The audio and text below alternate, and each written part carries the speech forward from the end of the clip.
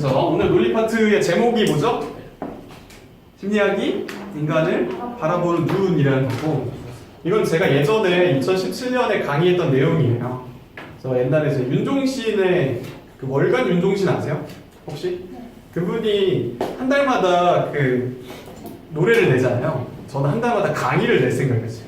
그래서 열심히 하려다가 제 힘에 받쳐서 1월달만 하고 끝났어요. 그래서 1월달 거 소개해드릴 건데, 첫 번째로 소개할 건 요 식이에요. B는 FP2다. 혹시 이거 보신 적 있어요? 보신 분 없어요? 이게 쿠르트 레빈이라고 하는 그 독일계 미국인 심리학자가 만드신 공식이에요. 이 B는 행동, behavior예요. F는 펑션인 거 아시죠? P2는 이건 퍼스널리티와 인바이러먼트예요. 합치면 뭘까요? 인간 행동은 그 사람의 기질과 환경에 따라서 달라진다 라는 거예요. 오늘 말씀드릴 건 요거고, 심리학과를 나온 분이라면 조금이라도 심리학 공부하신 분은 요렇게 사고하는 경우가 많아요. 근데 많은 사람들은 어떠냐면, 저 사람이 어떤 행동을 해, 저 사람 성격이 왜 이래? 이런 얘기를 많이 해요. 여러분들도 마찬가지죠. 저 사람 이상하다. 되게 쉽게 판단해요, 결론을. 근데 우리가 인간은 그렇게 기질로만 설명할 수 있는 게 아니다. 인바이러먼트, 그러니까 환경적인 요인도 영향을 미친다라는 걸 오늘 아셨으면 좋겠어요. 근데 제가 이 쿠르트 레빈이라는 심리학자 거를 조금, 근데 P는 똑같고, S는 이건 이제 상황, 이고 이거는 사회화, 그러니까 양육이라고 봐야죠.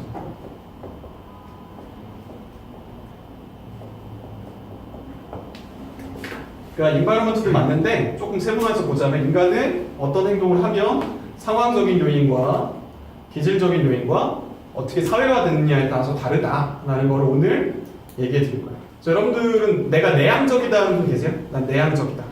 손 들어볼까요? 한 분? 두 분? 외향적이다? 반반? 그럴 수 있어요. 맞아요. 이게 막 딱 나는 외향이다 내향이다가 아니라 중간에 있기도 해요. 저도 한 6대4 정도 돼요.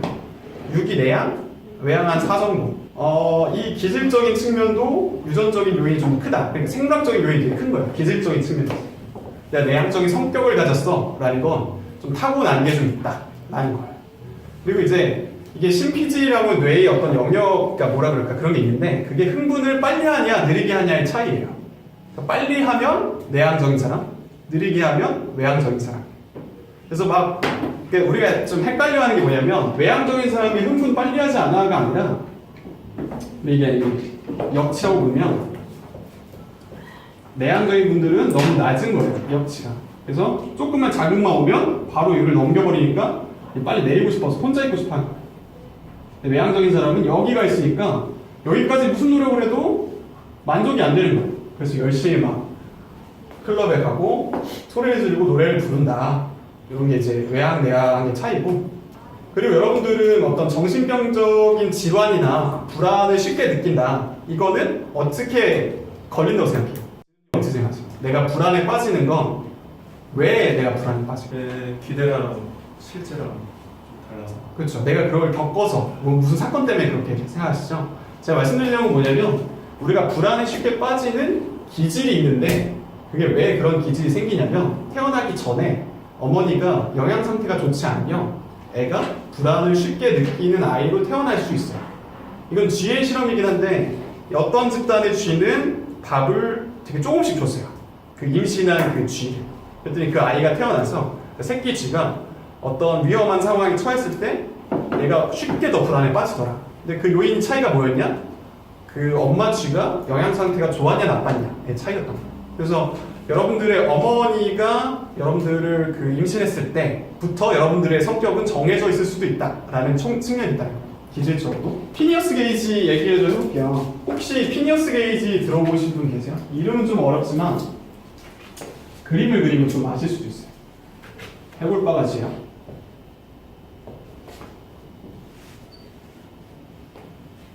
피니어스 게이지라는 사람은 누구냐면, 탄광을 관리하는 관리 사무소장 같은 거였어요. 옛날에 그 탄광에 다이나마이트를 넣고 폭발시키잖아요. 근데 이분이 좀 잘못해가지고 자기가 안에 있는데 폭발시킨 거예요. 그래서 이 쇠꼬치가 인간의 이 두개골을 뚫은 거예요, 이렇게. 근데 이 사람이 죽었냐? 살았어요. 기적적으로 수술도 잘 됐어요. 근데 이 사람이 어떻게 변했냐면 갑자기 성격이 바뀌었어요. 갑자기 되게 불성실해지고 욕을 쉽게 하고 엄청나게 능력이 떨어졌어요. 그래서 많은 사람들이 그 전까지 피니어스 게이지 이전에 저 사람의 성격은 뭔가 영혼이 있어서 뭐 기질적으로 절대 바뀌지 않는 요인이다 이렇게 생각을 했는데 이 뇌의 어떤 부분을 통과시켜 버리니까 이 사람의 성격이 갑자기 바뀌어 버려요. 여러분들이 내가 왜 지금 이 성격을 갖고 있지에 대한 원인을 내가 그렇게 양육을 받아서가 아닐 수도 있어요. 어떤 부분에서 내 어떤 뇌의 어떤 영향 요소가 작용을 해서 지금의 내 성격을 만들어내기도 한다. 내 성실성을 만들어내기도 한다라는 요소도 있다라는 거예요. 이 사례가 되게 유명한 사례고 양육에 관해서도 재밌는 사실은 심리학에서는 그런 연구 되게 많이 해요. 쌍둥이 연구. 그래서 똑같이 태어났는데 양육을 다른 데다 보낸 거예요. 엄청 가난한 집안 또 부잣집 집안 이렇게 보내놔서 얘가 어떻게 달라지나 봤더니 그런 것은 체중이나 키 그리고 뭐 지성이나 이런 것들은 양육도 반 정도 영향을 미치고 기질적인 요인도 한 반 정도 영향을 미친다고 해요. 그러니까 내가 키가 작은 이유는 단순히 엄마 때문은 아닐 수도 있고 뭐 내가 잘 못 먹어서 그런 걸 수도 있고 뭐 내가 되게 좀 비만이 쉽게 걸리는 유형이다. 기질적인 요인은 분명히 있지만 그러니까 그런 이제 되게 정크푸드만 먹을 수밖에 없는 환경에 처하면 그렇게 살이 좀 찔 수 있다. 이런 것도 있고. 그래서 우리가 한 가지로만 보지 말자라는 게 이 논리의 오늘의 주제예요. 그러니까 이 사람이 내가 왜 이렇게 됐지? 단순히 엄마 때문인가? 아닐 수 있다. 라는 거예요. 교육적으로 여러분들이 나중에 그 아이를 키우게 된다면 도움이 될 내용은 뭐냐면 그런 연구가 있어요. 초목이 되게 무성한 공원이 있어요. 거기서 가까울수록 얘 주의력이 더 발달한다고 해요. 근데 우리들은 주로 초목과 멀리 살잖아요.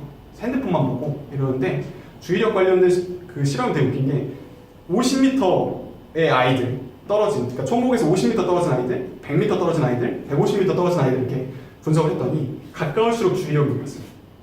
그러니까 우리가 산으로 들로 놀러 갔을 때 이게 아이의 주의력에도 영향을 줄 수 있구나. 이게 사회화의 요인이겠죠. 근데 내로남불이라는 말 아시죠? 내로남불 뜻이 뭐죠? 네, 이거 젊은 사람들은 저기 사자성어인 줄 알아요. 사자성어 아니고 내가 로맨스고 남이 한 분류인데 왜 이런 말이 나왔죠? 왜 나왔죠? 그렇죠. 이게 심리학적인 용어로 표현하자면 행위자, 관찰자, 편향이라고 해요.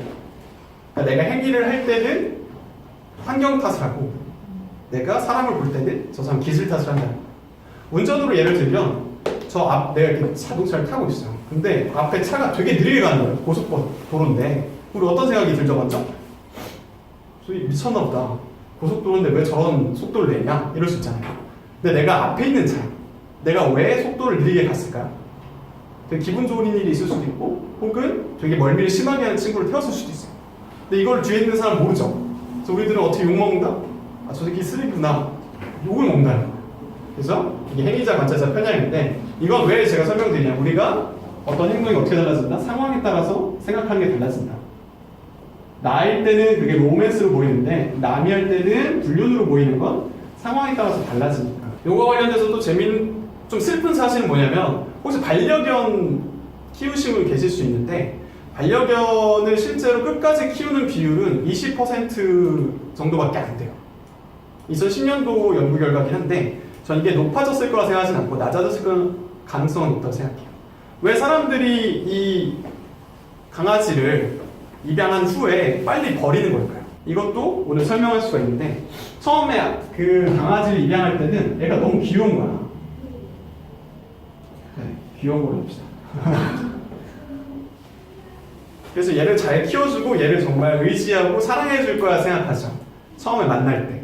근데 왜 버리게 되냐면 얘가 병에 걸리고 짖고 뭐 병에 걸려도 막 약값이 엄청나게 나오고 병원비도 엄청 많이 나오고 똥도 막 얘가 잘 못 치워. 그러면 우리가 어떻게 생각이 되죠? 점점 얘가 키우기 싫어지는 거예요. 나중에 가서 막 자기도 경제적으로 어려워졌을 때 어떻게 선택한다? 버리자가 되는 거예요. 이건 왜 그러냐면 우리가 미래에 대한 상황을 예상하지 못하는 우리의 그런 심리적인 요인이 있어서 그래요. 처음에 할 때 잘할 수 있을 것 같아. 많은 다이어트 업체가 그런 거 많이 하죠. 환급해주겠다. 뭐 해주겠다. 그걸 왜 하는 줄 아세요? 못 지킬 걸 알아서 그래요. 처음에는 열심히 하죠. 3월 초에 그래 나는 뭐 대학생이었으면 난 퀴크가 될 거야. 진짜 쩌는 몸매가 될 거야. 여름까지. 하지만 시간이 지날수록 술자리 가고 이러면은 점점 그 의지가 떨어져요. 왜 그러냐? 내가 미래까지 예상을 못했으니까. 그렇죠? 여러분들이 왜 후회하는 선택을 하냐? 주로 이런 이유가 많아요. 내가 미래에도 이런 선택을 하겠지 했는데 지금 생각해보니까 지금은 이걸 선택할 것 같아. 근데 나중에 가서 그 선택을 안 하는 경우가 많아요. 수많은 물건들이 그래서 처음 쓰여지다가 버려지게 되는 거죠. 또 상황적인 요인은 재밌으니까 하나만 더 할게요. 저희 그 사회심리학 교수님인 최인철 교수님이 했던 예시인데 이게 도로가 이렇게 있어요. 학교 같은 데는 주로 이제 주차를 이런 데다 하잖아요. 어떤 사람이 차를 이렇게 태는 거예요. 세로. 여러분들 어떤 것 같아요? 이 사람이 왜 이랬을 것 같아요? 여러분들 이 주차하는 걸 봤을 때 어떤 생각이 들어요? 비매너다. 남자분들은 그런 생각, 미친놈이네 이런 생각이 들 수 있어요.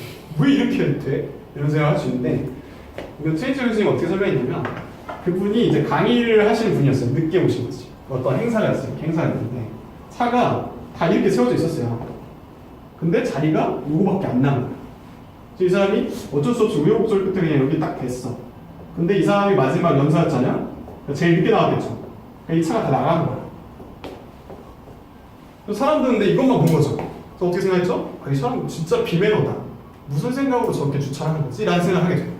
여러분들의 사건도 대부분 이래요. 싸우는 이유도 대부분 이래요. 나는 그 사람의 상황을 예상하지 못해요. 그러니까 쉽게 판단하죠. 넌 왜 여기도 이렇게 해? 넌 도저히 늦어서는 안 되는데 왜 늦었어?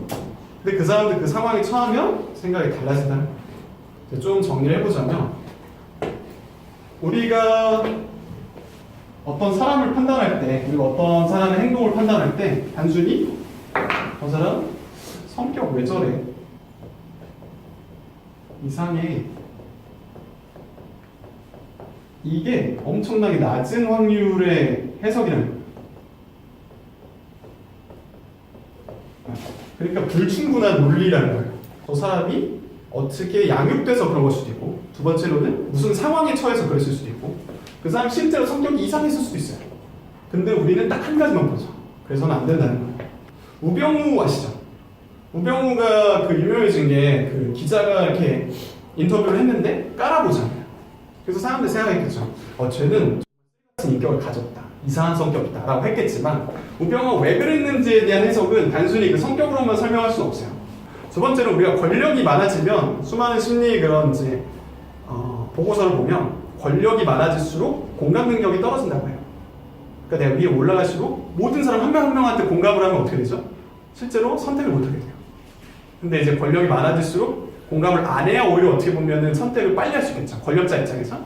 그렇게 진화가 되는지 모르지만 어쨌든 이런 권력에 대한 그 감정도 생겨서 이 사람이 그렇게 된 건데 사람들은 얘가 공부만 해가지고 저렇게 된 거다 이렇게만 생각하는 거죠. 너무 불충분한 설명이다. 그리고 또 슬픈 얘기지만 그 집단 폭력을 한번 생각해보자. 지금 끔찍한 요즘 애들 막 남자 여자 상관없이 막 한 명을 끔찍하게 막 괴롭히고 때리고 이러잖아요. 그거를 이제 해석하는 설명도 쟤네가 비행 청소년이라서 뭐 아무도 감시 안 해서 뭐 이런 것도 있겠지만 물론 그 요인도 있지만 우리가 사람이 많이 모이면 책임 분산이 일어나는 거를 사람들이 생각 안 해요. 그러니까 얘가 진짜 악마여서 그 행동을 했다기보다 여러 명이 되니까 한 사람이 가지고 있을 만한 책임감이 이렇게 줄어드는 거예요. 이 정도로. 나만 한 게 아니고 쟤도 했고 얘도 했고 나도 했어. 그러니까 내 죄는 적은 거라고 생각하는 거예요. 그런 심각한 게 부정적인 사건이 일어나는 거예요. 그래서 이런 상황적인 요인을 고려하지 않고 쟤네들은 쓰레기야. 그러니까 소년원에 쳐넣어야 돼 라는 말은 너무 불충분한 설명이다. 그래서 끝으로 이걸 왜 설명했냐, 여러분들에게 도움이 되니까 한 거예요. 왜? 나라는 사람이 지금 스트레스를 받고 있고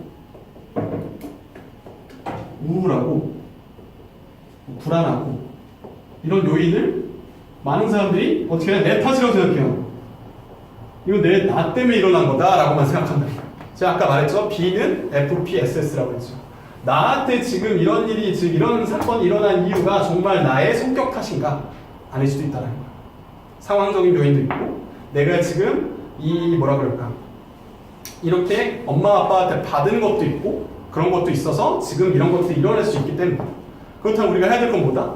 상황을 바꾸거나 나의 그 잘못된 사고방식을 과거에 엄마 아빠부터 받은 그런 잘못된 사고방식을 고치려고 하거나 성격은 뭐 바꾸기 어려우니까 기재사항을 그래서 그런 걸 바꿔야 이런 걸 해결할 수 있는데 나만 바꾼다고 될까? 안 된다는 거죠. 저는 그래서 회사를 그만둔 게 상황적인 요인이 너무 컸어요. 그 회사에서 제가 버틸 수가 없더라고요. 그래서 그걸 제외하자마자 저의 주체성이 되게 높아졌습니다. 전 상황적인 요인이 저의 스트레스의 90%를 차지했으니까. 여러분들은 아닐 수도 있고. 오늘의 논리 파트는 여기까지고, 네. 주로 이런 식으로 할 거예요. 제가 이런 교육을 아주 짧게, 이것보다 더 짧을 수도 있어요, 나중에. 하고 여러분들한테 사고방식에 얻는데 도움이 되면 되는 거예요.